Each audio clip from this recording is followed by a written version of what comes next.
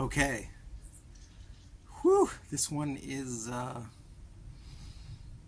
it's a fiery one. In full face mask up riot gear. And I'm like, oh shit. So I'm running her and a briefcase of money, probably about $30,000, towards trying to get them to stop yelling at him. And he has this completely insane look in his eyes. And I'm like, holy shit, this guy's gonna fucking shoot me. And I'm just like, if you remember Woodstock, the original Woodstock, and if you remember the last Woodstock, Woodstock 99, if you don't, go look it up. There's two documentaries about Woodstock 99 because there were mass riots. They called the National Guard. And I was there with my clothing company. And so years later, I got a call, maybe 15 years later, I got a call from a company, people, they were making a documentary about Woodstock 99. And if you're familiar with this, there was two documentaries made about Woodstock 99. And when I watched these documentaries, I was shocked because I was like, this is not actually the truth. And so I'm going to explain to you the real story, the truth of actually what happened at Woodstock 99.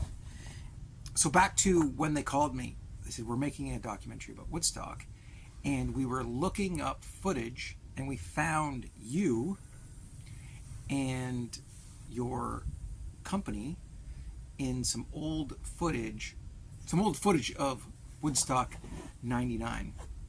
And I was like, yeah, that was from the CBC. It was a Canadian, the Canadian Broadcast Corporation, and they had done it was a business show called Venture, and they had followed us with cameras to Woodstock 99 because at that time we were a sort of an underground clothing company, and we were getting very, very popular in Canada, and no one in the mainstream could understand why, and no one outside of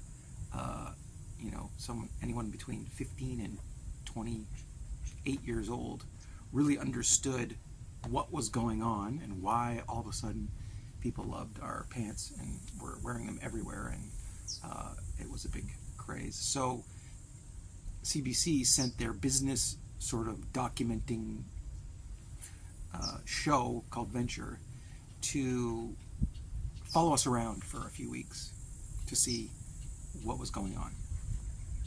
So as part of that, I told them that we were going to Woodstock 99 because we did that. We traveled with concerts, these all-day concerts, festivals that were happening at the time. One was called Edgefest. If you're in America, the Warped Tour, Lollapalooza, that's probably one you're familiar with. And we would travel with these and set up at these all-day concerts and sell our products and we would build 2-floor booths with couches on top, and there were these scaffolding monstrosities that we would construct new, interesting ones at every single show. It was like Lego, industrial sized Lego, where we would build these crazy booth contraptions, and we'd get people to do like mud wrestling, and we'd have dance contests, and we'd be giving out stuff and throwing out hats and stuff, and it was just we had a ton of fun, and we were selling and promoting our product and giving people really good deals, and it was just I loved music, I loved going to these festivals, and so we just did that, and so that's what part of why we were becoming well known with kids and people who would go to these festivals. We were avoiding mainstream stores at that point as well. So they followed us down to Woodstock 99. And so I'm going to tell you how it kind of evolved and you're going to see how it does not follow the narrative that these documentaries were telling you.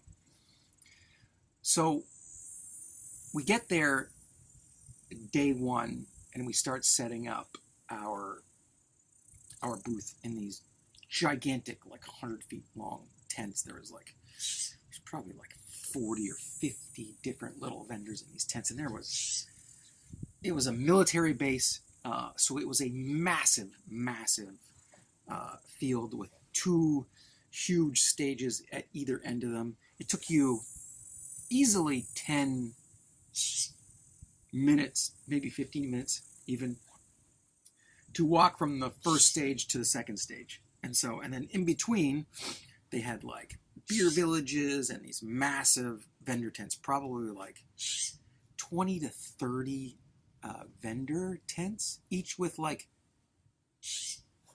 20 to 30 or so individual little mini businesses, little booths in them. So it was a massive vendor village. And because there were 250,000 people set to show up to this event with hundreds of bands.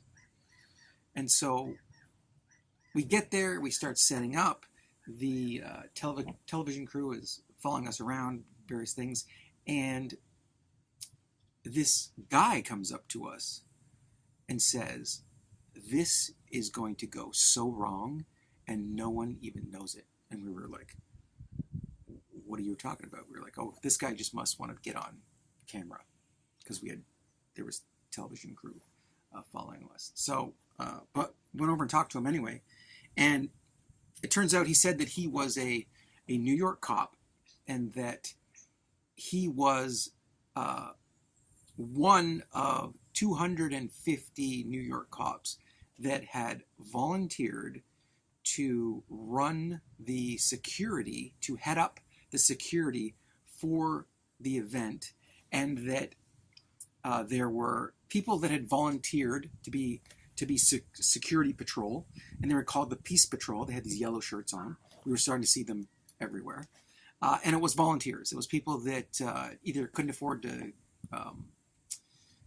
to buy tickets for the concert, or just wanted to volunteer to become part of it, that sort of thing. And so there was a few thousand of those people. And so what he explained to us, and he said it in a way, he said there is going to be mass bedlam here. Because, and this is what he said, the organizers of the event had, in order to save money, they had made a contract for security with a mob-related company.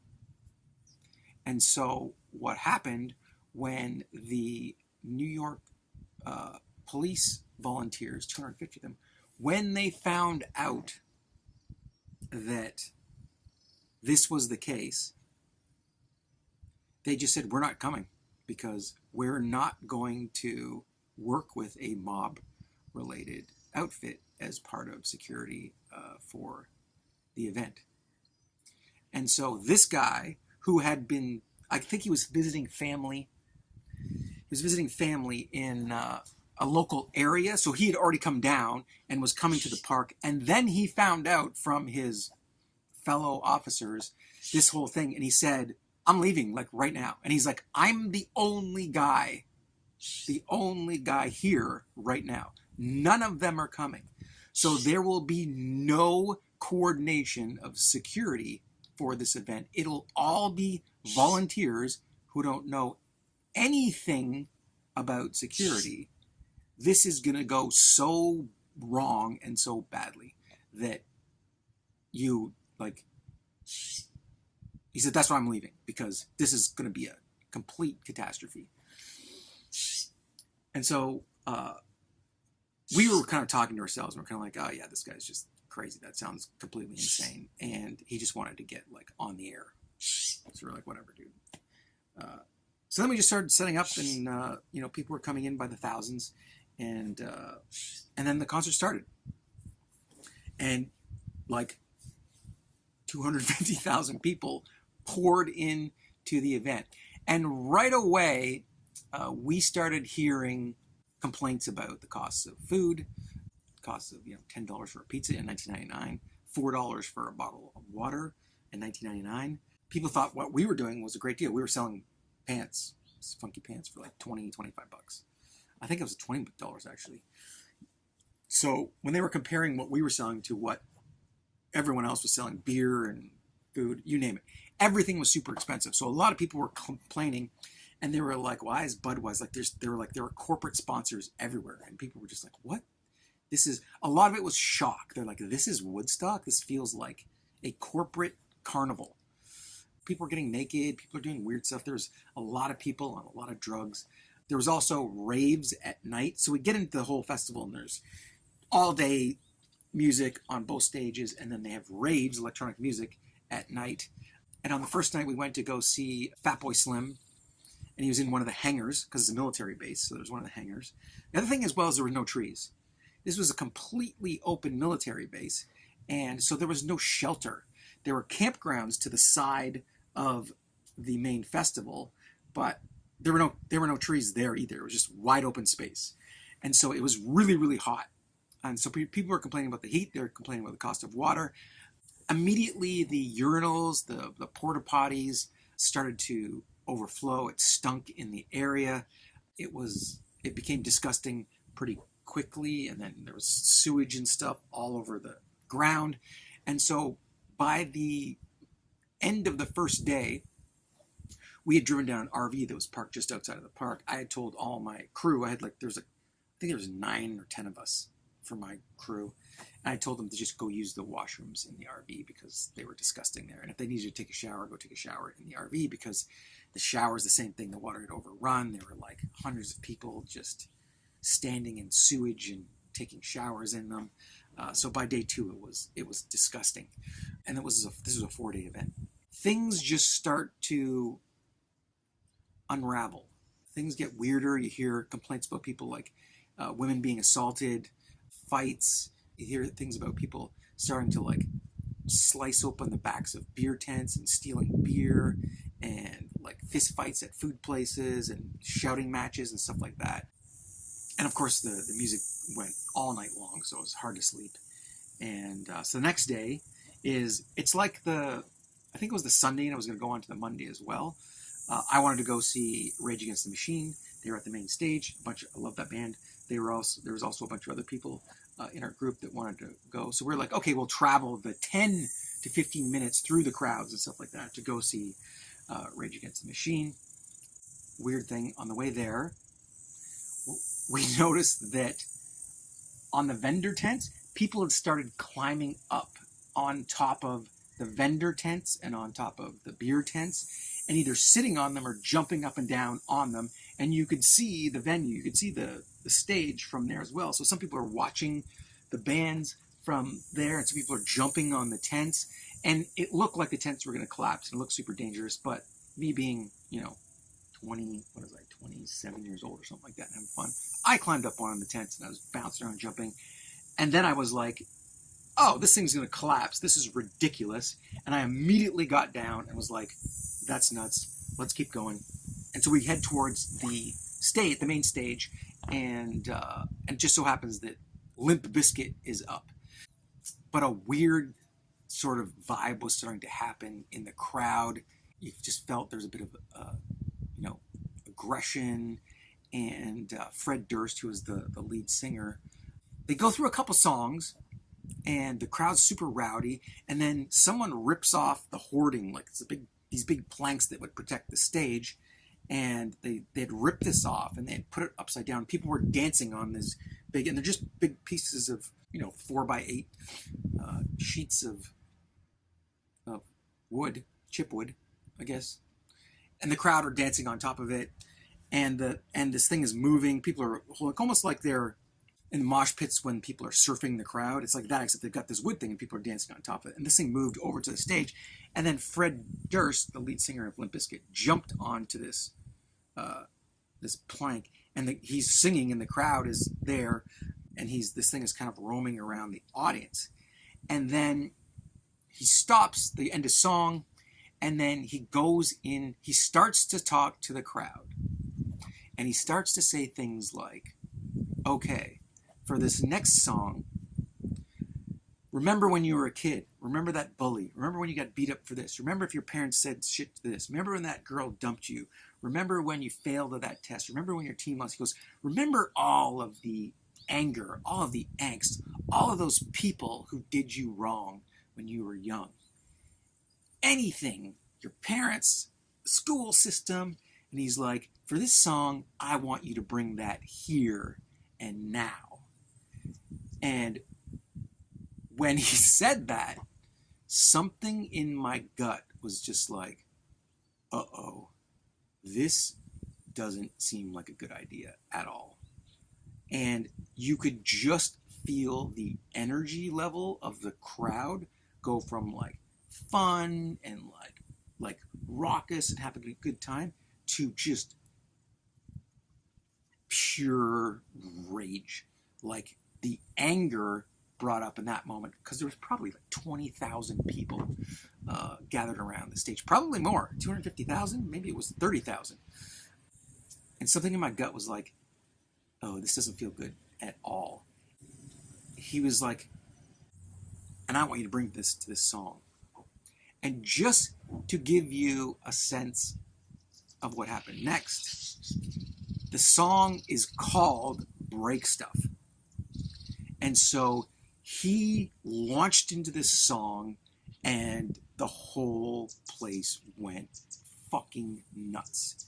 And I mean, like, people immediately started ripping everything apart at the front of the stage. He was on this plank dancing around, jumping up and down, and it was just people around me. The energy went completely nuts. And I was like, uh-oh, we have to get back to our booth. I need to get my people out of here right away, because this feels very, very dangerous. So I gathered a bunch of people, all the people, and I was like, let's get the fuck back here, because this isn't good at all. So I grabbed them and we quickly went back. And as we were walking from the stage area, I started to notice things like there were these big scaffolding towers that had, like, MTV was there and all these other things, people filming it, that sort of thing. You start to notice people ripping the hoarding that was protecting these towers. And you start to see these towers kind of shifting. And I'm like, are they trying to take down these towers? But then I was distracted by the tent that, as we were walking by, the tent that I had climbed on before literally collapsed in front of our faces with people on it, on top of people that were inside the area, like drinking beer or whatever. And we were like, oh shit. And then as we were going back, there somehow was this white Mercedes Benz that was parked in the middle of somewhere. And you'll see it in these documentaries, because we stopped for a minute because people were kicking it, they were punching it, people were running it with their shoulders, and some big college kid had jumped on top of the roof and was like, stop doing this. And he was like, seemed to be yelling at the crowd to stop damaging what seemed like his car. And then people started pelting him with water bottles, with literally, like, it seemed like anything they could find, they were throwing it at this guy, and he's getting hit in the head. And we were so close that I was telling him, like, get off the car, you're gonna get hurt, like, don't be an idiot. And so he jumped off the car, and immediately 3 or 4 guys rammed the car, like literally like cow tipping, like they ran it with their shoulders and smashed into the side of it. And other people started doing that and kicking it and punching it. And then these guys and a couple other people grabbed the car and flipped it completely over on itself, upside down. And we were just like, what the hell is going on here? And then the next thing I notice, I see a guy light what is a towel or something in a bottle, light it on fire, and throw it inside the window of the car. And so I was just like, run, this thing's going to explode. And so we booked it back to the tents. And on the way there, it was like running through a riot. It was chaos. People were fighting with vendors. People were robbing vendors. It was just complete and utter chaos. And we were like, oh shit. So we get around the corner to where our tent is, and our tent was like in the middle of all of the tents. In the middle section, we get around the corner to our tents, and in the middle between our two tents, where they had put bank machines, temporary bank machines that had been hooked up there. And so we get around the corner to our tent, and I see that people they've tipped over the bank machines, and they're hitting the bank machines and trying to break the bank machines open with literally anything they could find. And then I turned to our booth, and the guys that were there that we had left there are just, the look in their eyes is pure panic. You can actually see it in the video. If you find the video, there's clips of it, and you see them just like looking around like, oh my God, what the fuck is going on here? I start to walk over towards the bank machine, and I'm kind of yelling and going like, hey, don't do this. You know, this is not good. This is not right. And these black Jeeps come whipping around each side of the vendor area. And it's 4 of them. And they basically pull right up to the bank machines. And at that point, I'm probably like 10 to 15 feet away. And I'm startled because I see these, but the people beating on the bank machines don't really see them. They whip up, the doors open, and guys in full black outfits with shotguns jump out of these Jeeps and start screaming at the people around there.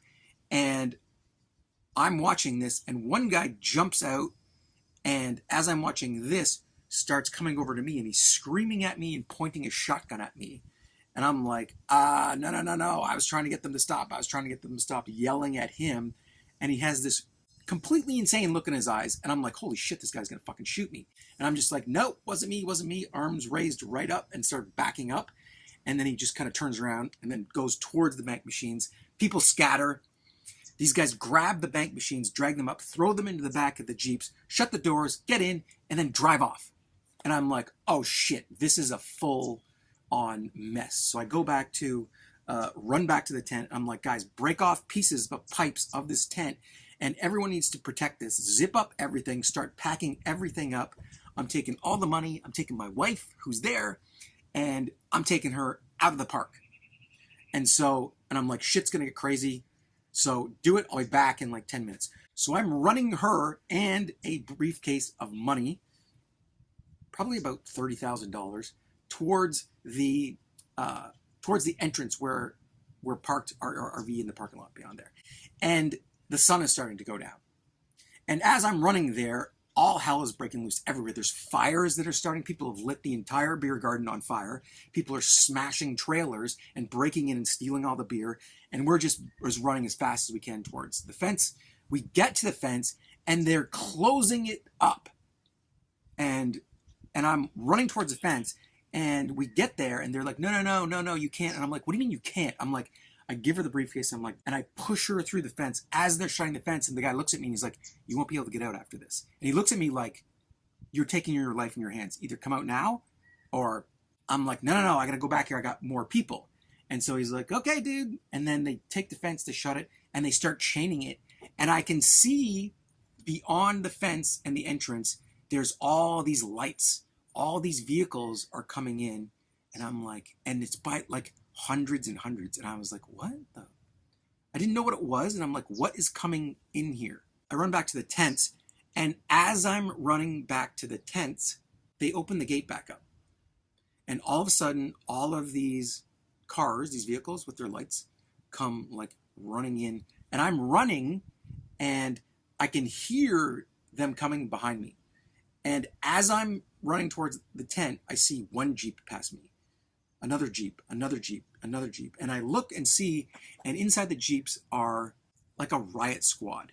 They have giant plastic or plexi shields, and they have literally pieces of timber, it looks like this, with some kind of black whatever wrapped around them. They have these giant gloves on, and they're all holding giant pieces of timber with these plexiglass shields in full face mask up riot gear. And I'm like, oh shit.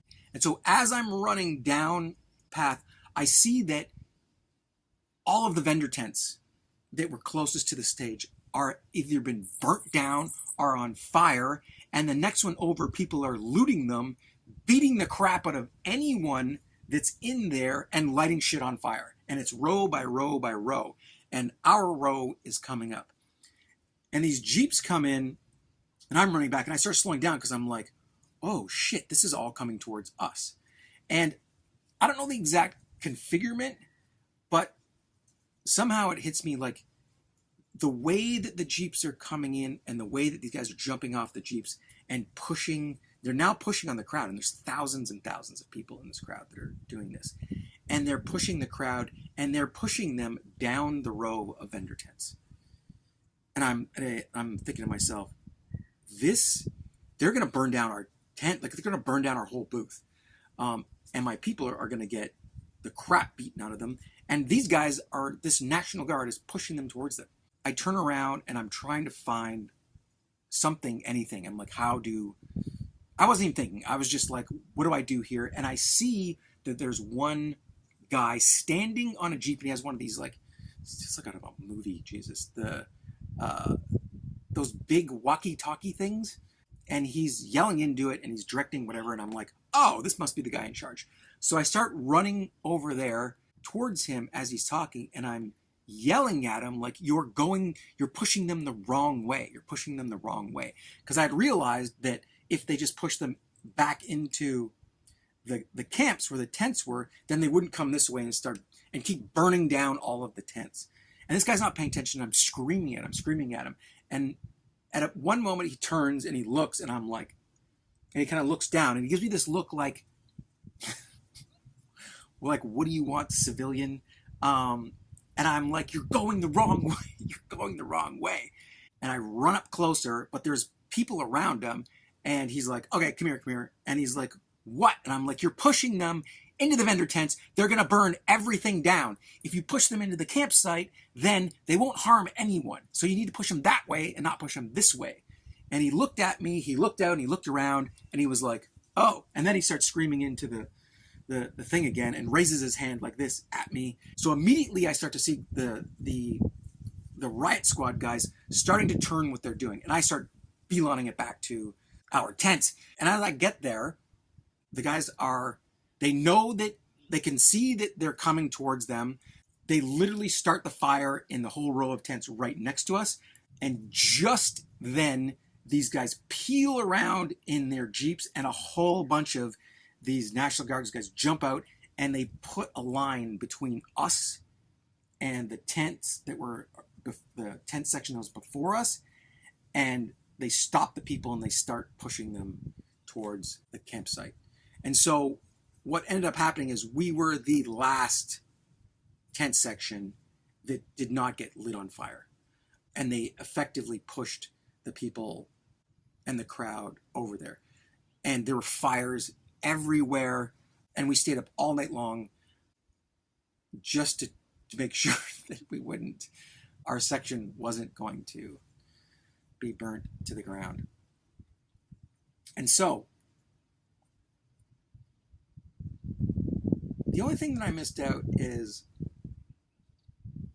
at a point where I was running back from when they closed the gates, when I saw the Jeeps,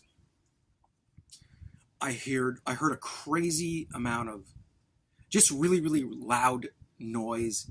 And so I turned around, and all I could see were helicopters taking off. And I was like, that was like I had flashes of Vietnam movies that I had watched. And I was like, oh my God, the people that are organizing these events, or the MTV people or whatever, they're leaving. They're taking off. And that to me just was the weirdest moment. And I was just like, this is insane, completely insane. And so after that, we packed all our shit and left. What happened in Canada is when the CBC came back with this footage, when they aired that episode about us, it launched our company into the mainstream, and we got a crazy amount of attention. Back to when the documentary people came and interviewed. They set up an interview, and we sat in there and they recorded the interview, and there was about 3 hours where they asked me what happened, why I thought it happened, and I told them, well, it was obvious what happened.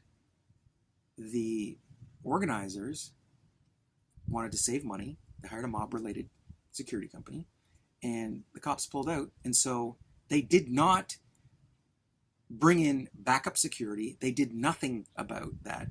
It was the whole setup was a big money grab. There wasn't enough toilets. There wasn't enough showers. Food was really ridiculously expensive because they had corporate sponsors, and they were just trying to suck money out of the concert goers without thinking about their safety, without thinking about their comfort, without thinking about anything except how much money can we pull out of this thing. And while I was telling the story to the people that were interviewing me, and they were asking, what's the problem? I said, the problem is greed. It's obvious that greed ruined this event and took Woodstock from like this well-meaning event in the early 70s into this corporatized greed fest. And everyone there knew it. And when they figured it out, they got pissed and they rioted and they broke shit. And there was no one there to stop them. There was no one there to keep that fomented rage down. And a lot of the musicians and the music that was there at this Woodstock a lot of it was anti-corporate. The entire early 90s and the grunge scene and all the bands, Rage Against the Machine, all of these bands were, and the whole angst of Gen X or 90s music was, we're sick of this bullshit. We're sick of corporate greed. It's ruining our fucking lives. And this was a prime example of how greed destroys something that was heartfelt and that was a celebration of music and culture in the beginning and turn into just a corporate greed fest. And the people at the time who were interviewing me, I could tell that they were really affected by what I was saying. And I could tell that because once we started filming, we stopped. The whole crew was like, they're like, I get what you're saying.